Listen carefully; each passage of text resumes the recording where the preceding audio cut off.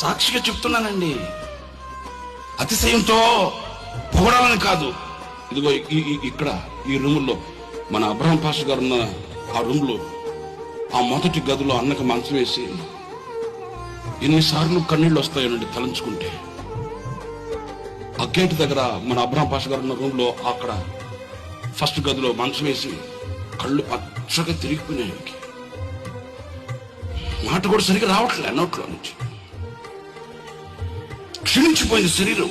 ఆఖరి క్షణంలో కూడా ఇలా పిడికిలు బిగించి అంటాడు, దేవుడు ఇంకొక అవకాశం ఇస్తే భారతదేశాన్ని ఒక ఊపు ఊపుతాను రా, భారతదేశాన్ని ఒక ఊపు ఊపుతాను. అదిగో అతడండి పనిగాడు, అతనండి దేవుని కొరకై ప్రతిష్ఠించబడిన, భారములు మోయుటకు పని చేయుటకు నియమించబడిన, ఒక సంపూర్ణ సేవను భరించగలిగిన, సేవను చేయగలిగిన ఒక యాజకుడండి.